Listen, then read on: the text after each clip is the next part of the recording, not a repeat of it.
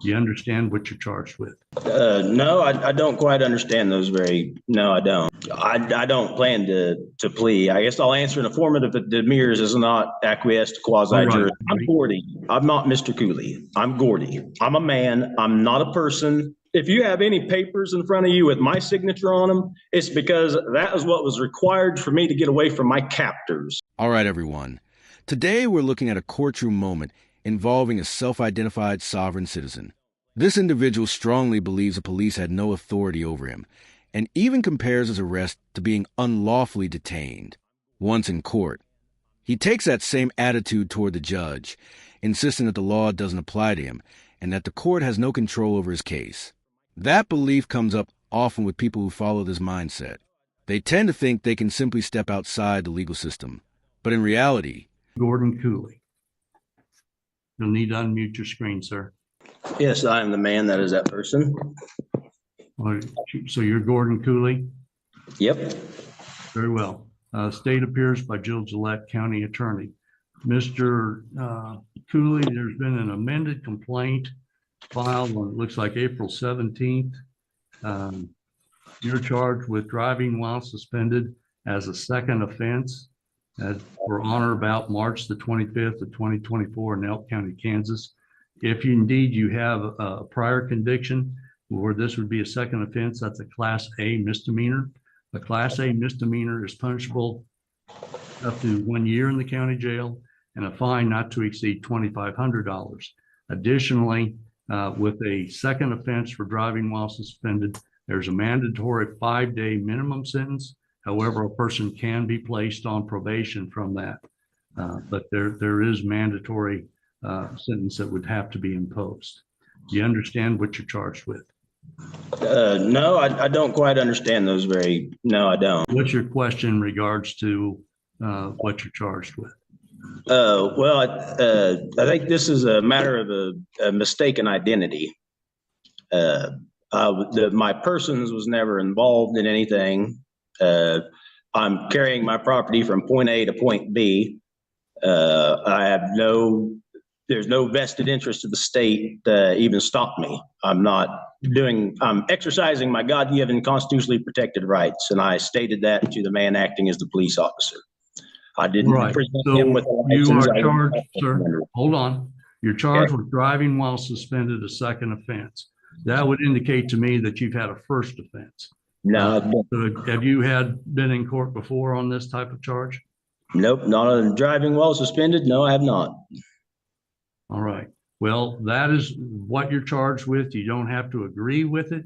You can certainly, that is an issue at trial if you feel you have a defense. As with the others that I've explained, you have certain rights. You are charged with a misdemeanor, so you are entitled to be represented by a counsel. And if you wish to apply for court-appointed counsel, if you meet the financial guidelines, I would appoint one to represent you. You also have the right to represent yourself. You also have the right to have counsel of your own choosing at your own expense.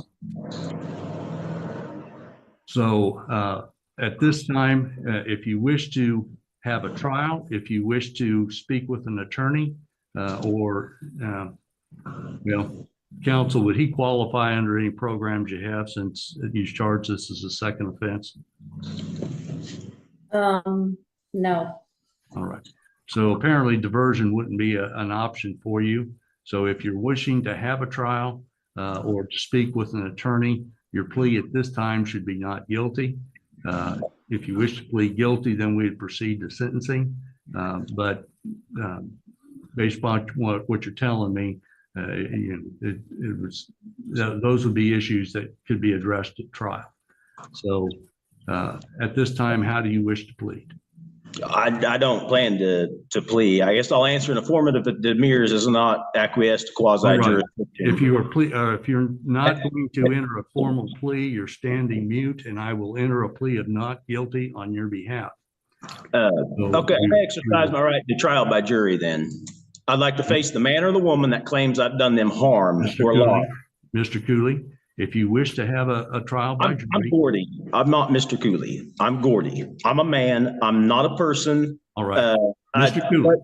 Can I ask you a question, sir? You need to be quiet for a moment, and I'm going to explain what the situation is. That's not how the law works. You can't choose when rules apply and when they don't. I'm curious what you all think. Does this person truly believe what he's saying, or is he just hoping it will help his case? Let's get into what happened next in this intense hearing. The defendant, Gordy, now claims his identity has been misused, as if the court will simply accept that explanation and move on. He presents himself as if he's found a clever loophole, but instead, he may actually be creating more trouble for himself. This is a good moment to pause and talk about honesty in court. Making false statements under oath, known as perjury, is a serious offense. Depending on the location, it can lead to heavy fines, prison time, and long-term damage to a person's credibility. Once the court believes someone is not being truthful, you have the right to be represented by counsel. You entered a plea, refusing to enter a plea, which is fine. A person can stand mute, and I will set this matter for trial. If you wish to be or have a jury trial, you have the right to do so. However, you need to do that in the proper form. With a misdemeanor offense, you have to file a written motion for that request. Otherwise, it's set before the court. So you would need to do that in a timely way. If you're going to represent yourself, you would have to follow the rules as though you're an attorney. So all of those things would, most people don't have the training to where if they're going to do a jury trial, they're better off being represented by counsel. But that's a choice that you're going to have to make. Okay, can I ask you a question? Yes, you may. Can there be a valid cause of action without an injured party? Sir, that's not a valid question for what we're doing here today. I've tried settling this matter in the private twice. If you have any papers in front of you with my signature on them, it's because that is what was required for me to get away. That reputation can follow them for years. Gordy continues making bold claims, but with each one, he seems to be making his situation worse. What do you think so far about Gordy's behavior and about how the judge is handling this? At this point, Gordy has been taken into custody and is facing a short sentence. Instead of accepting responsibility, he presents himself as the one being wronged. But the reality is simple. When a law is broken, consequences follow. What stands out is how often people with this mindset refuse to accept accountability. Rather than owning their actions, they blame the system, the police, or the court. I don't understand what a man thinks that he has the authority to take another man and throw them in a box when they have harmed no man or woman. No Mr. claim Cooley, has been brought Mr. against Cooley, them. you need to be quiet now. We're going to give you a court date, and you can advise me how you're going to proceed at that court date. If you're going to apply for a jury trial, then you'll need to make that application by that time. Otherwise, you'll be set for a bench trial. That's before the court. Sarah, could you give us a date, please? What sort of time frame would you like, Judge? 30 minutes? Approximately 30 days, 30 minutes would be fine. We can do May 15th at 2:30. Judge, I'm out that afternoon. We could do 11:30 if there's nothing else scheduled there. We put that for a trial and for an hour, didn't we? So If you only need 30 minutes, we could do the 11 to 12. well, we said something at 10:30, I believe, or was it the 10 o'clock that was set for trial? It was the 10:30 to 11:30 that was set. Okay, let's set this at 11:30 for a pretrial. So, Mr. Cooley, you will need to appear at the courthouse in Howard. And if you're going to file a motion for a jury trial, you need to have done so by that time. If you're going to hire an attorney, you need to do that. If you're going to apply for an attorney, I would suggest that you do that as soon as possible, so that you can have counsel at that time. Am I going to be able to face the man or the woman that has a claim before me, or are you going to discharge the matter? If there's not a man or a woman here, then this matter needs to be discharged. Sir, I've heard these arguments before, and those are not legal arguments. Somebody's made these things. I'm not a member of the legal society. Sir, Can you bring the law to the court, please? You've been- Can we bring you've the been- law to the court? Mr. Cooley, stop interrupting. At your hearing, if you have motions that you wish to have heard, you can file them in advance. I would strongly recommend you be represented by counsel. But your court appearance is May 15th at 11:30, and you are to be here in person. I will invoke my common law rights. It makes you wonder if this kind of thinking is becoming more common. People believing rules don't apply to them and responsibility can always be shifted elsewhere.